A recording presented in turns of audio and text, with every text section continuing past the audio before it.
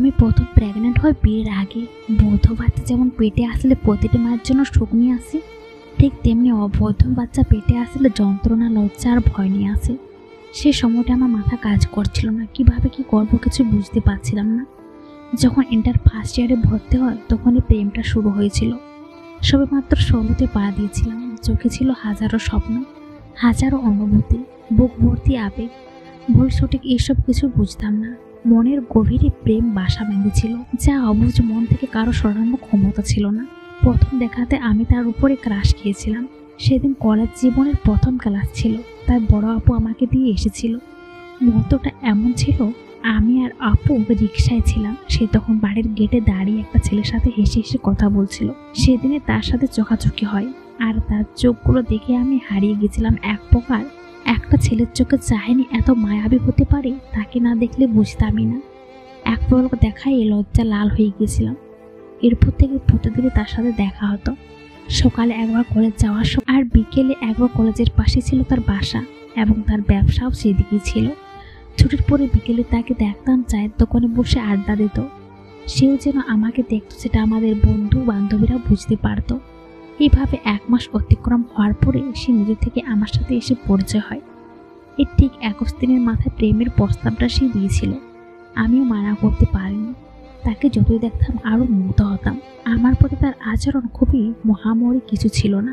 আর 10 জন প্রেমিক যেমন হয় তার ঠিক তেমনি ছিল, কিন্তু তাই আমায় ভালো লাগতো একটু বেশি, কারণ হয়তো অসম্ভব আবেগ। আস্তে আস্তে আমাদের দেখা সাক্ষাৎ বাড়ল। কলেজের গেট পর্যন্ত সীমাবদ্ধ ছিল, যা আস্তে আস্তে ক্লাস পালিয়ে পার্ক পর্যন্ত গড়ালো। বাসায় প্রায় কথায় মিথ্যা বলা শুরু করে দিলাম। লুকিয়ে ফোনে কথা বলা, বান্ধবীদের নাম ব্যবহার করে এক্সট্রা ক্লাস আছে বলে আসল সময়টুকুতে কোচিং ক্লাস করা বাদ দিয়ে প্রেম করতে ব্যস্ত হয়ে পড়লাম। দিন যতই গড়াতে লাগলো, তাকে কাছে পাওয়ার একটা আকাঙ্ক্ষা বাড়তে লাগলো।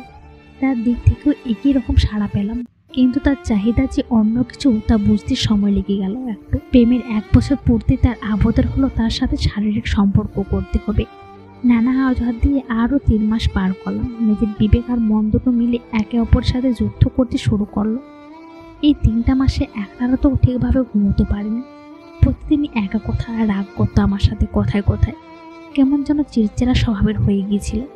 তার থেকে কষ্ট আমি নিতে পারছিলাম না, কারণ আমি তার থেকে ভালোবাসার অভ্যস্ত হয়ে গেছিলাম। তার অবহেলার রাগ আমি নিতেই পারছিলাম না। আমার ভালোবাসাটাও তার কাছে মিথ্যা হতে শুরু করে দিল। কত শত চেষ্টা করতাম তাকে বোঝানোর, কিন্তু সে বুঝতে চাইতো না। যদি তার সাথে সেই সব করি তাহলে সে হয়তো থাকবে, না করলে আমাকে রেখে চলে যাবে বুঝতে পারছিলাম।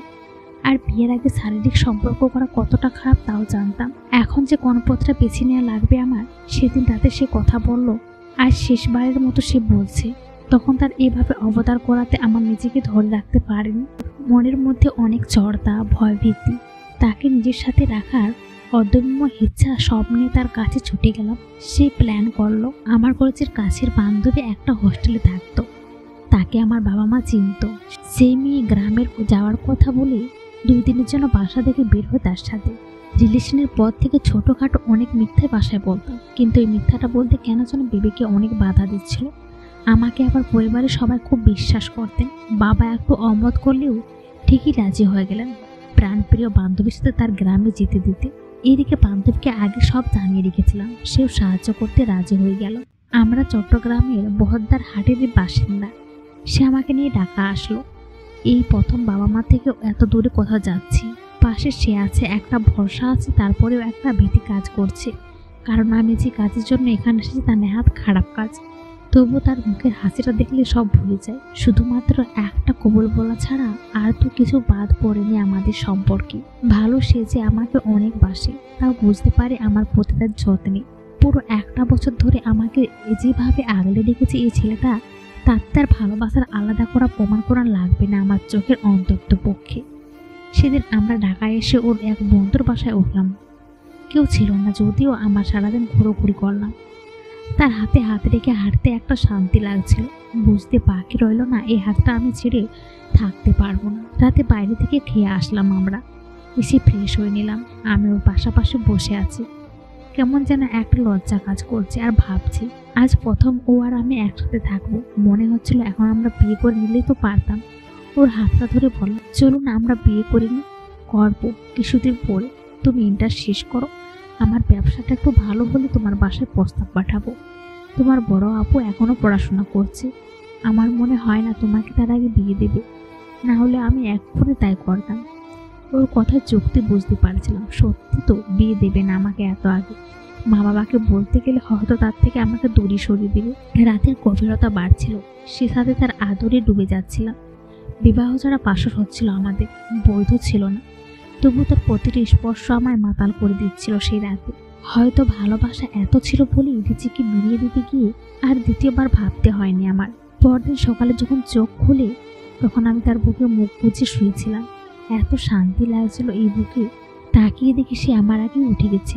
আমার দিকে তাকিয়ে জিজ্ঞেস করলো, ঠিক মতো ঘুম হয়েছে ম্যাডামের? আমি লজ্জায় তার দিকে তাকাতেই পারছিলাম না। সকালে আমার প্রতি যে তার ভালোবাসা আরো কয়েকগুণ বেড়ে গেছে। সে আমাকে একটা মেডিসিন দিল খেতে, আমিও খেয়ে নিলাম। কিছুক্ষণ পরে আমার কপালে একটা ছোট্ট চুমে দিয়ে বলেছিল, আজ আমাদের ভালোবাসা পূর্ণ হয়ে গেছে, অনেক ভালোবাসি তোমাকে, আজীবন পাশে থাকবে। হ্যাঁ, থাকবো সবসময়। সেদিন আমরা সারাদিন ঘোরাঘুরি করে বাড়ি চলে আসলাম। তারপর থেকে আবার প্রতিদিনের জীবন শুরু হয়ে গেল। কিন্তু কিছুদিন ধরে দেখি সে আগের মতো আমার জন্য সকাল বিকাল দেখা করতে ছুটে আসে না, কথাও বলা কমিয়ে দিয়েছে। আগের মতো খোঁজ নেয় না, জিজ্ঞেস করলে বলে আমাদের ভবিষ্যতের ভালো করার জন্য তো এখন দিনরাত কাটতে হয় আমার। ভালোভাবে টাকা উপার্জন করতে না পারলে তোমাকে খাওয়াবো কি বিয়ের পরে? তার এইরূপ ব্যবহার আমাকে অনেক কষ্ট দিতে শুরু করে। কিছুই বলতাম না। এইভাবে 2 মাস কেটে যায়। আজ 17 দিন সে আমার সাথে না দেখা করছে না ফোন করছে। আমার শরীর একটু একটু খারাপ লাগতে শুরু করে, আর মনও খারাপ। মাঝে দিয়ে পিরিয়ডও হয় না। আমার রক্তশূন্যতার সমস্যা আছে বলে মাঝে মাঝে পিরিয়ড ডেট মিস হয়ে যেত, কিন্তু এবার যখন 2 মাস একবারও হয় না তখন আমি ভয় পেয়ে গেলাম। কলেজে সেই বান্ধবীর সাথে শেয়ার করার পরে সে আমাকে বলল কিট দিয়ে টেস্ট করে দেখতে। করে দেখলাম পজিটিভ এসেছে। ভয়ে আমি পুরো শেষ। ভাবলাম এটা ভুল হতে পারে, তাই আবার করে পরপর 3 বার করলাম, রেজাল্ট পজিটিভ আসলো। এবার আমার বয়ফ্রেন্ডকে কল দিলাম, টানা 21টা ফোন করার পরও সে রিসিভ করলো না। তাই বাধ্য হয়ে তাকে মেসেজ পাঠালাম, আমি প্রেগনেন্ট, তুমি কি ফোনটাও রিসিভ করবে না? 10 মিনিট পরে আবার কল দিলাম, দেখি এবার তার মোবাইল বন্ধ। মনে হতে শুরু করলো সে কি আমাকে চায় না, সে কি অন্য ছেলেদের মতোই? আমি কি তার শুধু শারীরিক চাহিদার মেটানোর জন্য একটা পুতুল ছিলাম? আমার প্রতি কি তার কোনো মায়া কাজ করে না? সে কি আমাকে আর ভালোবাসে না, নাকি ভালোবাসা কোনোদিনই ছিল না? আমার যে অনেক ভয় লাগছে আর কষ্ট হচ্ছে। আমার সামনে কি কোনো পথ আছে যা ধরে আমি এই ঝামেলা থেকে রক্ষা পেতে পারি, নাকি নেই? আমার কি উচিত হবে আত্মহত্যা করা? আমার জন্য এটাই উচিত হবে, না হলে যে বাবা মা আপু আমার জন্য কেউ মুখ দেখাতে পারবে না সমাজে। আমি এখন চোখে মুখে অন্ধকার দেখছি। হঠাৎ মনে পড়লো আমার এই ব্যাপারটা জানাজানি হবে কিছুদিনের পরে। তখন মা বাবাকে কিভাবে মুখ দেখাবো? আমার কারণে তারা সমাজে কিভাবে টিকে থাকবে? আপুর কি হবে? এলাকার লোকজন আমাদের কি বলবে? এই বাচ্চাটা এখন কেন পেটে আসলো? তাকে তো আমি চাই না।